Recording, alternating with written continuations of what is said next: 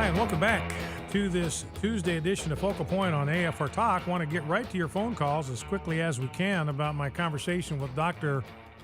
Ben Carson's got a new book out, One Nation. And as I indicated in my conversation with Dr. Carson, the real emphasis and thrust of his book is trying to come to unity on some of these polarizing and divisive public policy issues. Now, I want to get your take. We were talking there at the end about the issue of same-sex marriage. It says, well, it's like Esther. Now, what Esther did is she kind of concealed her identity until the time was right for her to step forward and do the decisive thing.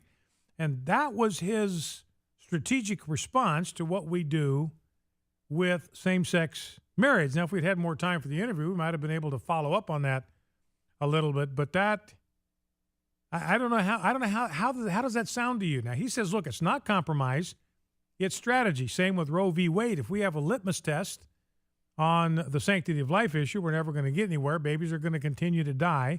We can't afford to have a litmus test. That's not compromise. That's strategy. Now, this is a guy that obviously is interested in being our next president. He made it very clear in the interview with me there that, look, if the call comes, I'll be ready to step up to the plate. I'd prefer that somebody else do it, but if I get drafted, I will step up to the plate and I will be willing to throw my hat into the ring. So you just listen to somebody who would like to be your next president. So I want to get your reaction to some of what you heard from Dr. Ben Carson. 888-589-8840 is the number to call. Let's start with Greg in Northwest Arkansas. Greg, welcome. What's on your mind? Hey, how are you doing? Good. Good. I guess, we're talking about a group of society that we don't have the same definitions for words. And so the one thing I was concerned with what he said is regarding the word freedom, and I think a lot of us just don't understand what that word means, and a lot of us have totally different definitions. And the progressives think freedom means you can pretty much, throw morality out and do whatever you want. I think the Republican wing of America essentially talks about freedom, but don't really do much about it. I think the libertarian end, everybody gets to define freedom as they want to, which is pretty much opportunity to do what you want.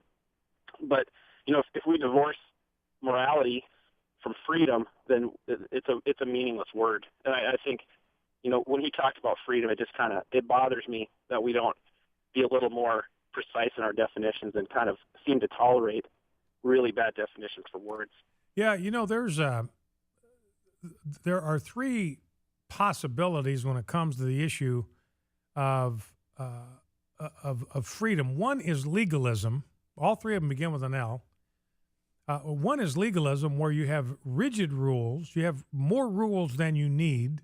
I mean, that's what we've got in our public policy today. There is a rule literally for everything. You talk about, think Christians are legalistic. You ain't seen nothing until you've seen what's come out of the EPA. So there's legalism, where it's nothing but this massive, massive bunch of rules that aren't justified or warranted in the Constitution or the Scripture or any other place. Then you have license on the other end, where there are no rules. There are no restraints. There are no moral standards whatsoever. And you got a lot of people, a lot of secular fundamentalists, that's exactly what they want. It's like that slogan at Outback, no rules, just right. They want a life with no rules where anybody can do whatever it is they want to do. That's license. That leads to anarchy. It leads to chaos. It leads to a moral breakdown. And then in between those two extremes is liberty. The founders called it ordered liberty. You had liberty, you had freedom within the moral restraints of the Ten Commandments. As long as you didn't violate one of the Ten Commandments, then you had complete liberty to do what you wanted to do because you wouldn't be hurting anybody else. But there was a social compact, this agreement, that we would all harness ourselves, we'd harness our impulses according to the Ten Commandments of God. We would channel all of our impulses according to the parameters and the standards that God had set for us. That's liberty. So you've always had those options. You have the option of license on the one hand, which is unrestriction, no liberty, no self-restraint. You have legalism on the other, which is nothing but a massive batch of rules, sucks all the life and all the oxygen out of the room. Or you have the golden mean, which is liberty. Well, Greg, so bottom line, just want to give you one more a crack at the rock here. So did Ben Carson sound to you like he was a little, did it sound a little mushy to you? Did you want more definition or clarity from him? I think he sounds a little mushy, but I think because the starting point is generally mushy. I mean, we don't have a solid ground to start on. So I mean, again, you start talking about words like like freedom, but we're starting on mushy ground. It's really hard to go forward. So I think this goes to the whole problem in America. We don't fundamentally know what government's role is. We don't fundamentally agree on it, and we go down to the foundation, and there's no good starting point. And so I don't really.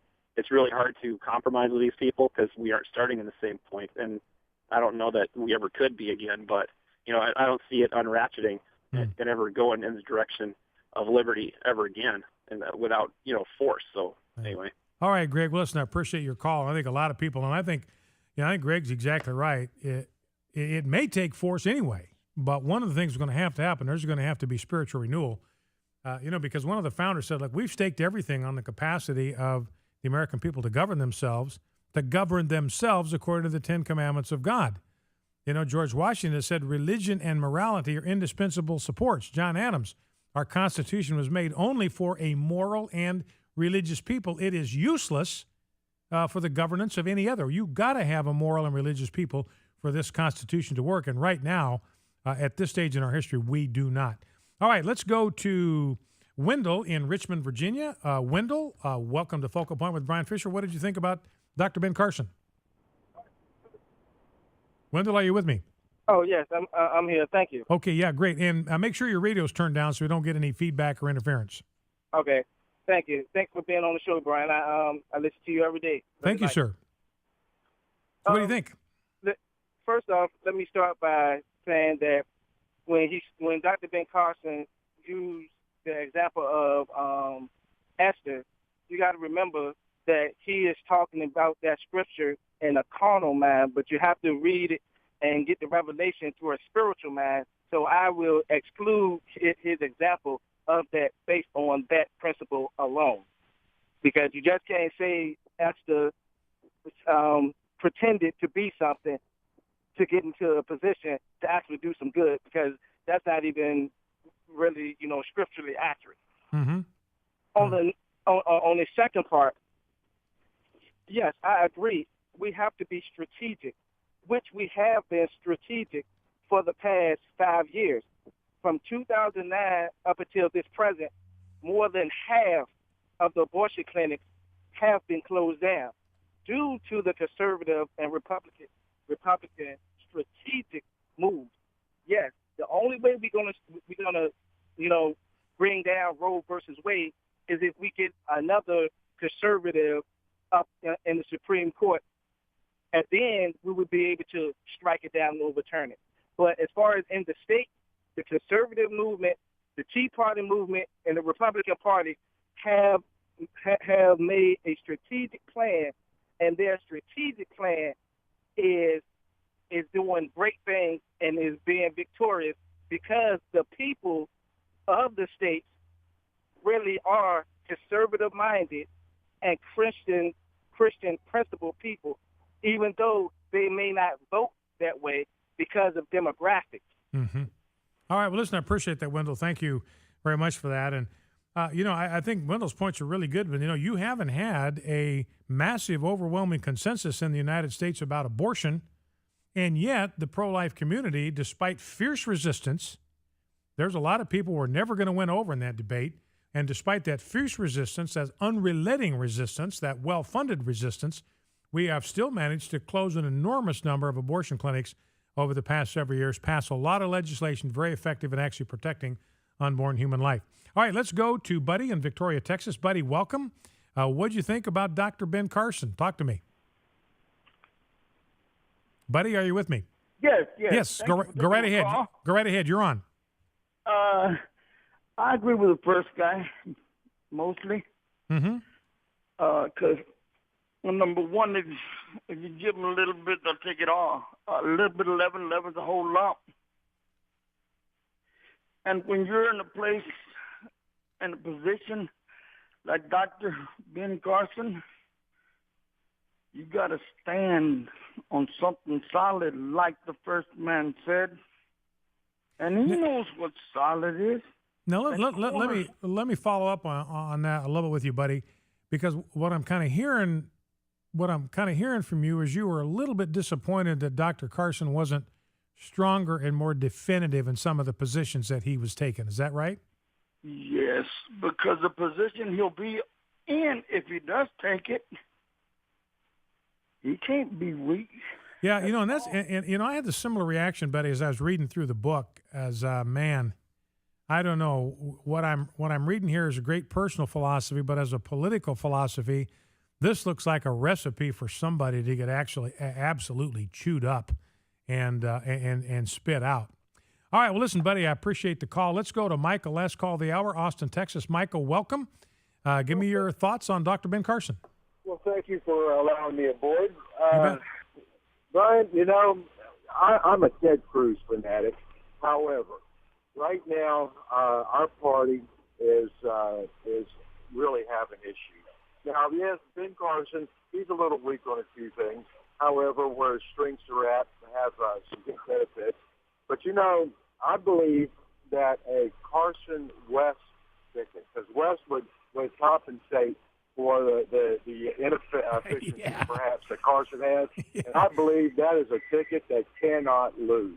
Yeah. I think that would at least get our foot back in the door and get us moving back, and everybody would stand behind them, and the current administration would have nothing they could bash them with. All right, Michael. Well, that's an intriguing matchup, and you would never have to worry about any squishiness or ambiguity with Alan West. That guy brings it. He tells it like it is.